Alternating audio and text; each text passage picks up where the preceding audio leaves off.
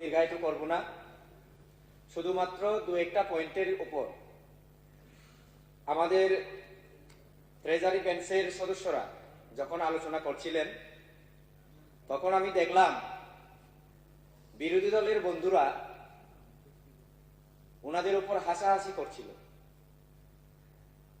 বিশেষ করে এক ত্রিপুরা শ্রেষ্ঠ ত্রিপুরা এবং এক ভারত শ্রেষ্ঠ ভারতের কথা যখন আসলো তখন আমি দেখলাম এই রাজ্যের প্রাক্তন মন্ত্রী তথা বর্তমান বিধানসভার সম্মানিত বিধায়ক শ্রী ভানুলাল সাহা মহোদয় উনি মুস্কি মুস্কি হাসি দিচ্ছিলেন।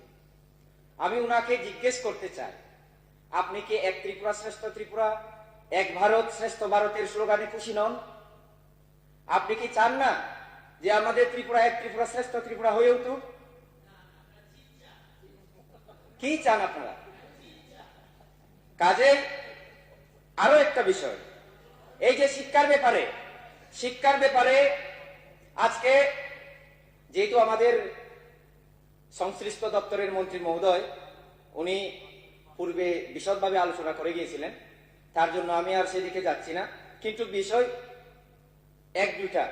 এক দুটো পয়েন্ট আমি আরো পুনরাবৃত্তি করছি। এই যে আইএএস কোচিং ব্যাপারে ইন্ডিয়ান অ্যাডমিনিস্ট্রেটিভ সার্ভিসের যে আমাদের রাজ্য থেকে খুব কম সংখ্যা, হাতে গোনা কয়েকজন, এই সংখ্যাটাকে বৃদ্ধি করার জন্য ত্রিপুরা রাজ্যের যে হিউম্যান রিসোর্স, এই হিউম্যান রিসোর্সটাকে আরো ডেভেলপ করার জন্য, বিকশিত করার জন্য আমাদের সরকার একটা উদ্যোগ নিয়েছে যে ইউপিএসসি এক্সামে যাতে আমাদের ছেলে, আমাদের সন্তান, আমাদের রাজ্যের কৃতি সন্তানরা যাতে সুন্দর ভবিষ্যৎ গড়তে পারে তাদের জন্য আইএএস কোচিং করার জন্য একটা সরকারি তরফ থেকে ব্যবস্থা নেওয়া হয়েছে।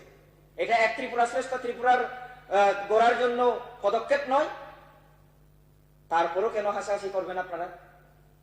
তাহলে আপনারা চান না মানুষ সেই সর্বহারা থাকুক, ইনকলাব জিন্দাবাদ বলে বলে মানুষ বঞ্চিত হোক, মানুষ আপনাদের কথা শুনুক।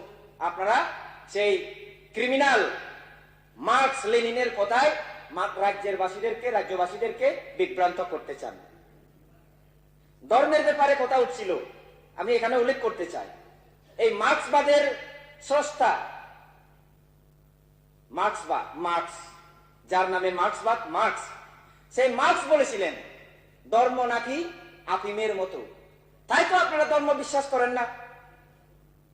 আজকে ধর্মের বিষয় নিয়ে যখন আলোচনা হয় আপনাদের গায়ে চুলকানি হয়। আজকে আমি বলতে চাই এই যে নতুন দিশা, ওটা ঠিক হয় নাই, এটা মার্ক্স বলেন না, এটা লেনিন বলেছে। তাহলে এটা বললে শুদ্ধ কথা বলবেন। আমি মার্ক্স এ কথা বলেনি, ঠিক আছে, এখন লেনিন বলেছে। যাই হোক, আপনি মার্ক্সবাদী হিসেবে শম্ভুলাল এক মিনিট, তুমি তবু পয়েন্ট অফ অর্ডারটা মেনেছ, তোমাকে ধন্যবাদ। কিন্তু সিনিয়র ম্যান বাদুল পয়েন্ট অফ অর্ডারটা মানেননি, নতুন বলছে পয়েন্ট অফ অর্ডার। ধন্যবাদ, ভালো শিখেছো, বলো। ধন্যবাদ ডেপুটি স্পিকার স্যার। যাই হোক, আমি বলছিলাম কি, উনাদের ভালো জানা থাকতে পারে, কারণ ওনারা সেই মতাদর্শের লোক।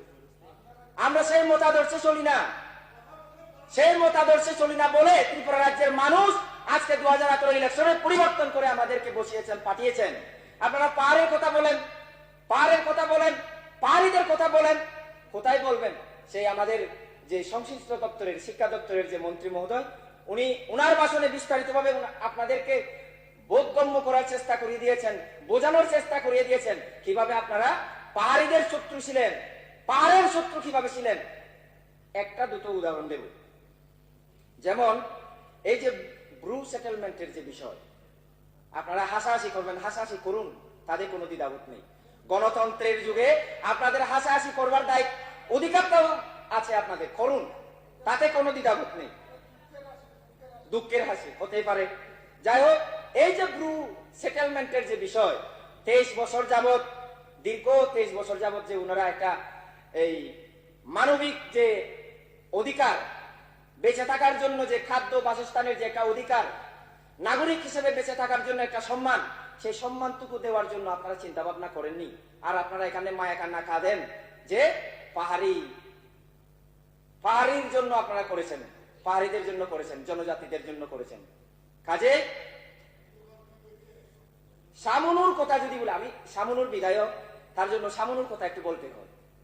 বিগত দিনে শামনুর রাস্তাঘাটের অবস্থা, পানীয় জলের অবস্থা, শিক্ষা ব্যবস্থার অবস্থা কি পরিমাণ ছিল, কি অবস্থাতে ছিল, এই ত্রিপুরা রাজ্যের মানুষ জানে না বলে কেউ নেই, সবাই জানেন। আজকে ন্যাশনাল হাইওয়ে শামনু এলাকার মধ্যে দিয়ে, শামনু এলাকার মধ্য দিয়ে ন্যাশনাল হাইওয়ে হচ্ছে।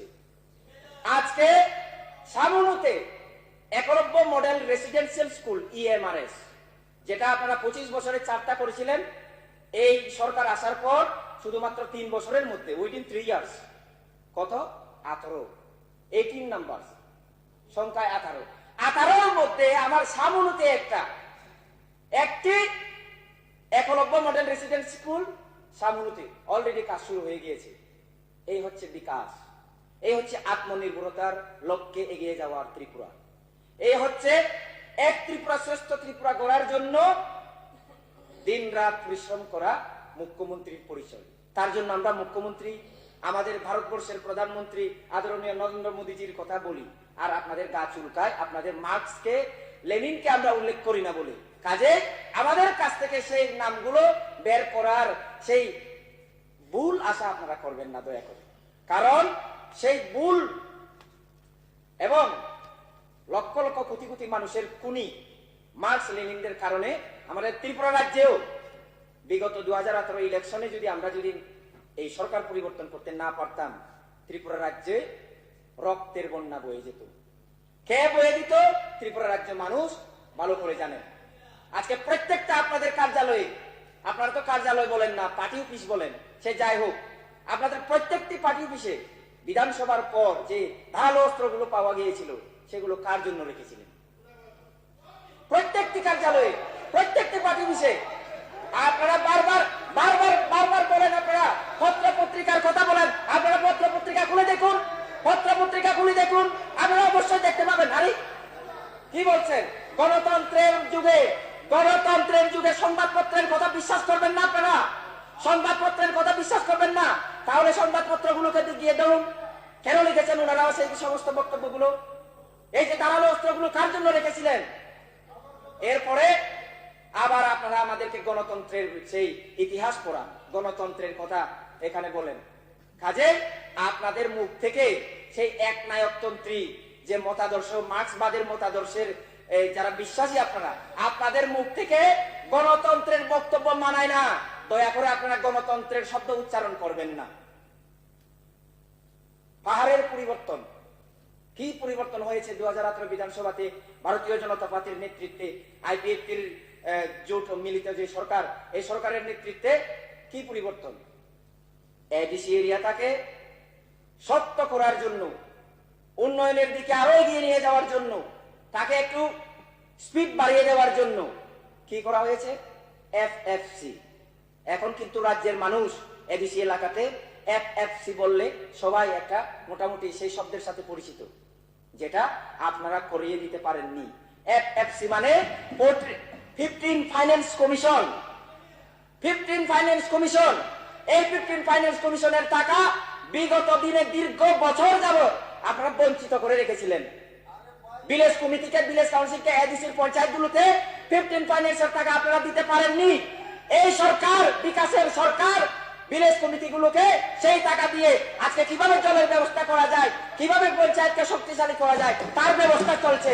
আপনারা অস্বীকার করবেন আমরা জানি, কিন্তু বলতে হয়। আর আপনারা বলছেন পাহাড়ের দরদি, জনজাতিদের দরদি, সেই মায়া কান্না কাঁদবেন না দয়া করে।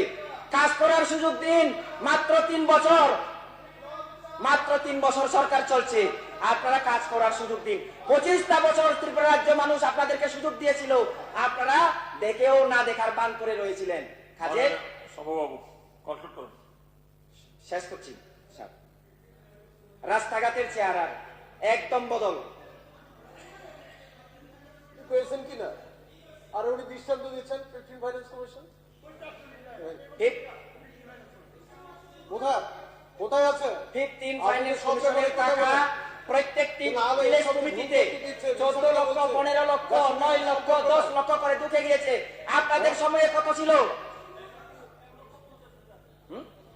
শম্ভুবাবু কনক্লুড করুন। ওনারা একটা স্লোগান দিয়েছিলেন মাননীয় ডেপুটি স্পিকার মহোদয়, যে মানুষ নাকি থাপড়াচ্ছে, মানুষ কপালে হাত দিয়েছে, কেন বিজেপি আইডিপি জোটকে সরকারে নিয়ে আসলো। আমি বলবো এই সময়ে ত্রিপুরা রাজ্য মানুষের স্লোগান কি জানেন?